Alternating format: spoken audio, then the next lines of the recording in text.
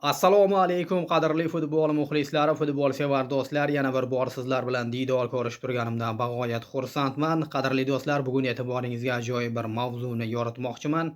Ertaga 2-iyun sanasida erta tongda soat 6:00 dan boshlab O'zbekiston milliy terma jamoamiz Kanada milliy terma jamoasiga qarshi jahon chempionati oldidan birinchi rasmiy o'rtoqlik o'yinini o'tkazadi.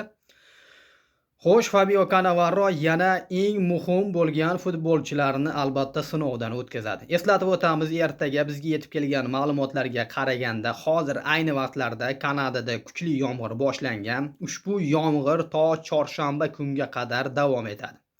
Demak, ertaga O'zbekiston milliy terma jamoasi balki yomg'irli maydonda Kanadaga qarshi maydonga chiqishi mumkin. Nima bo'lgan taqdirda ham milliy terma jamoamizga omad tilaymiz. Ob-havo qanday bo'lishidan qat'iy nazar, albatta vakillarimiz Kanada jamoasi bilan munosib o'yinni ko'rsatishadi.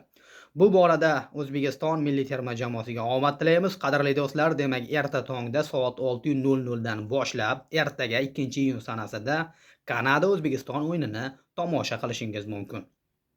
Eng qiziqarli va muhim xabarlarni o'tkazib yubormaslik uchun bizni kanalimizga obuna bo'lishni unutmang. Biz yana gaplashamiz. O'zingizni ehtiyot qiling. Futbolda ko'rishguncha.